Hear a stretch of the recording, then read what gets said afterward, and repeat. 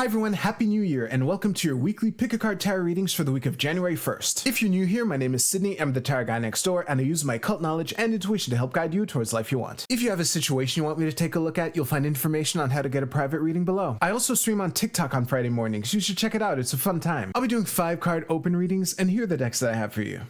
We have the Morgan Greer Tarot with Lapis Lazuli, the Light Seers Tarot with Amethyst, and the Tarot de Marseille with Blue Aventurine. We also have 4 different oracle cards to choose from 4 different decks.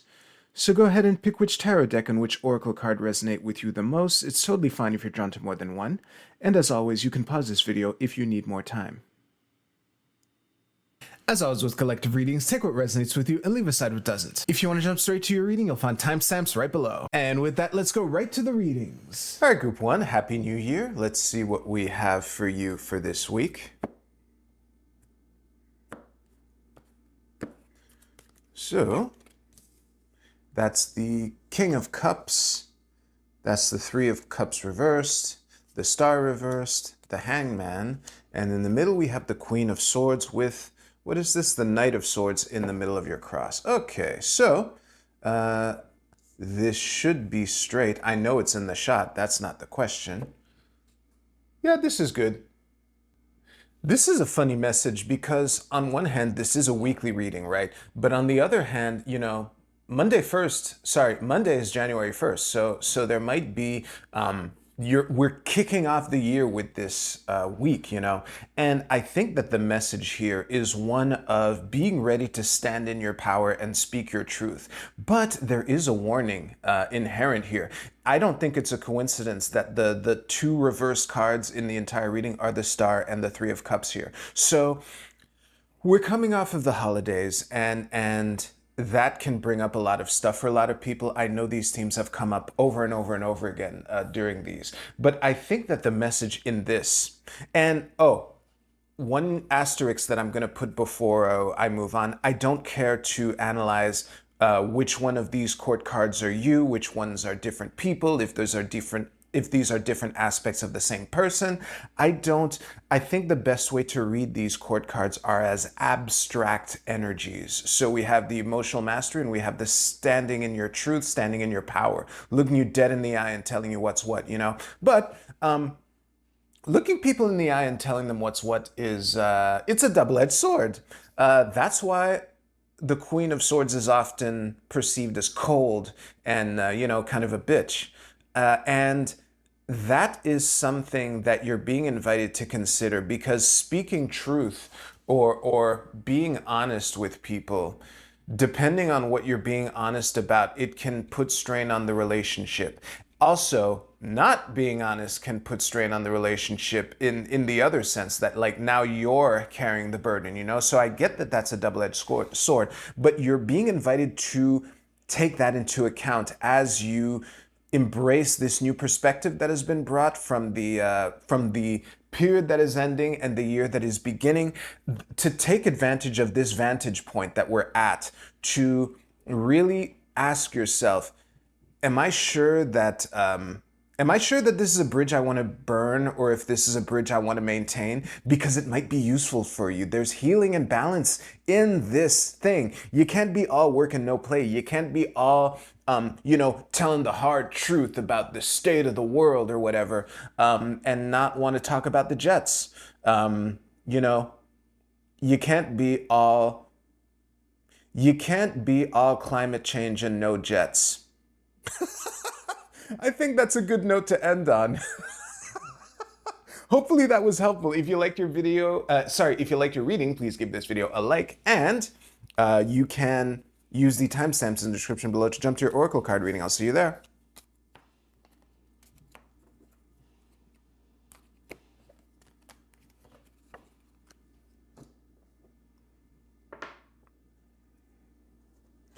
All right, Group 2, Happy New Year. Let's see what we have for you for this week.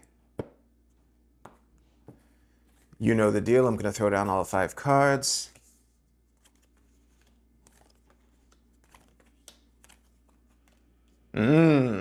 The Devil reversed and the Wheel of Fortune, the only reversed cards in your entire reading, and where they are too. It's very, very interesting.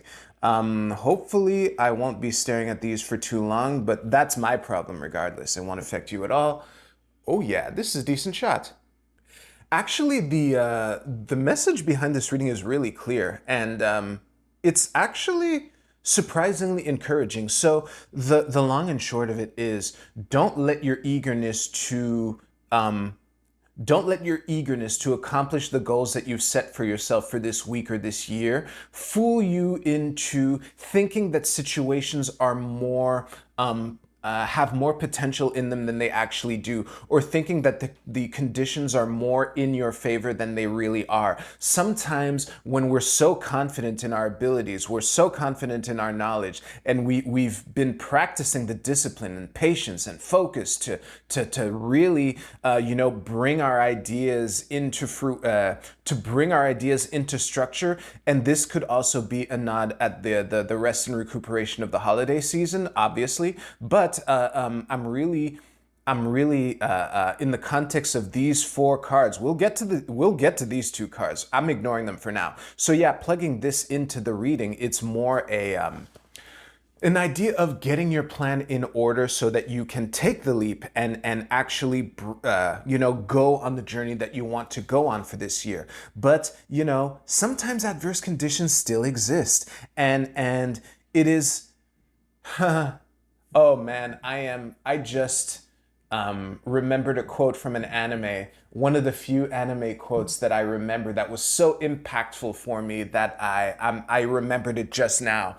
And I know I've used this quote before. So the characters in the situation don't matter, okay? It was medieval fantasy, and there was the new king was being crowned and the castle was being attacked, right? And the forces attacking the castle were overwhelming. The castle had fallen, basically, but the king was so insistent on staying and fighting and not retreating. And when the king's general was trying to tell him, like, hey, your highness, we need to get out of here, the castle has fallen, and the king was choosing to keep fighting. And then his master at arms turned at him and said, there's nothing brave in rashly choosing to die. And that quote sums up the energy of this reading. Sometimes, and obviously, my example is cataclysmic. We're coming off of a lull. So it's obviously not that extreme, but basically, just because you're a badass and that you're capable of handling every situation doesn't mean you should handle every situation. So keep that in mind when going about this week. That was a mic drop, so I'm going to end the reading there. Thank you so much. If you liked your reading, please give this video a like, and you can use the timestamps in the description below to jump to your Oracle card reading. I'll see you there. No, this guy belongs here.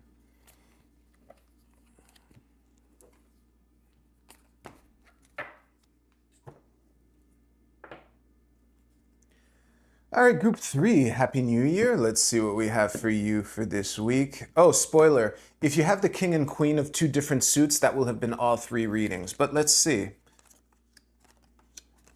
He said, throwing over no court cards at all, except for this page, obviously. All right, let me see. That should be a good shot for you. Oh, yeah.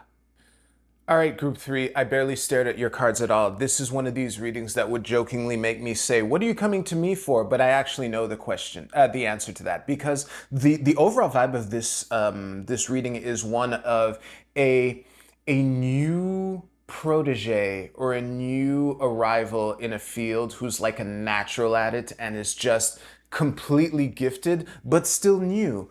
And that's kind of what I have here. So we have the double 8s and double 6s. So it's obviously a lot of, it's like you have the wind at your back. Like we literally have the page of coins walking away, or well, looking away from the rest of the reading here. But we have the champion in his chariot here at the bottom of the deck underlying this entire reading here. So really, this is looking like reaping what you've sowed in the good sense, or at least being able to reap what you've sowed so that you can reap again, to plant a new cycle, because this is a page. This is the beginning, you know. He doesn't even know what he's doing. He can't even keep his own money. That's what the coin at his feet is nodding to. So it's understandable to make mistakes, but if you're at the beginning of this new cycle, then it's okay. And just take them as growing pains and experience, and just going about your thing. The only warning inherent here, besides obviously the fact that this is a page, is the absence of wands here. So I would encourage you to, you know, try to put some things into practice, or to come up with tiny little experiments so that you can, you know, handle the coins so that you're dropping, you know, pennies and nickels, and not, you know, larger denominations. In Canada, the largest coin is $2, but it depends the country that you're in. So yeah, you get the idea. And yeah, that's basically all I have to say to you, Group 3. This is a very short reading for all the right reasons. So if you liked it, please give this video a like. And if you don't want to watch me pick up your, reading, you can use the timestamp to jump ahead a couple seconds.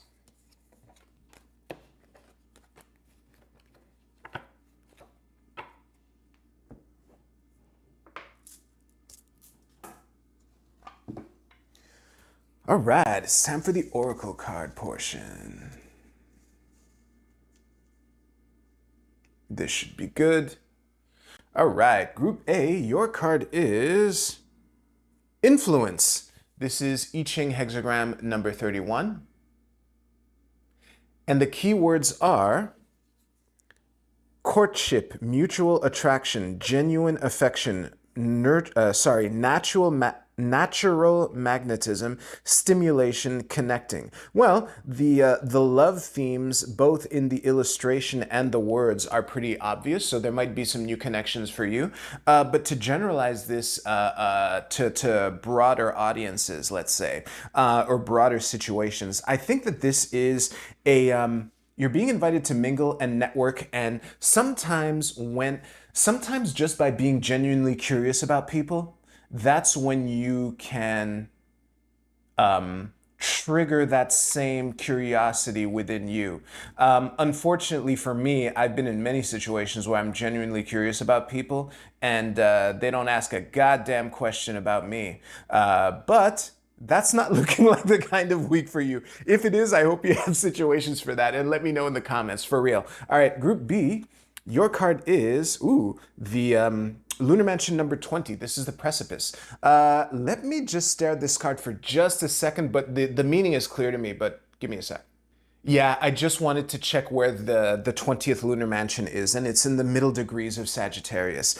So yeah, regardless of that, and this really was curiosity, this is someone about to jump off a cliff, and he has wings. This might be, the Greek legend there with the wax wings and flying too close to the sun, that there might be a warning like that inherent in this, but I'm really taking this as a sign of the times that you're in, because as I said in one of the readings, and it's obvious to everyone, you know, January 1st is Monday, so this isn't just the beginning of the week, this is also the beginning of the year. So if you feel antsy about that, it's not entirely crazy, but just trust that you can fly. Yeah. Group C, your card is Aries, act. Well, this is pretty obvious. Take action. Take action for this week. But then again, wait a second. There's one group in particular for which that's tricky. So don't do anything actually stupid. And actually for that group, I almost paused to think about them more. But for you, it might be an indicator to not let my warning to you stop you from acting at all, and not go into analysis paralysis. But for everyone else, you're being invited to, you know, take those actions towards your dreams, basically. I don't know how many more times I can say actions. Group D, your card is Israfel, the Angel of Song. Let me just put it in frame. And now I'm going to stare at this card to get the meaning. Okay, I'm basically reading this very similarly to the Page of Cups. For my longtime viewers, you probably know what I'm about to say, but it's what leapt out to me is the fact that there's a fire in this angel that they're getting ready to blow out of the horn, you know? And it's funny too, the angel of song, I'm obviously expecting something melodic, but the theme of the fire and the horn is really, really strong and coming out to the forefront for me in this reading. So what I would say to you, Group D, is make yourself heard this week. Just don't be afraid to speak up. For some of you, again, that might be tricky, but just like I said for another group, the message for you is to not let my warning to you during your tarot reading stop you from speaking out at all. Yeah, that is a wrap. So thank you so much. I hope y'all have a great new year. If you liked your video or reading, please give this video a like. Y'all have a great week. I'll see you soon.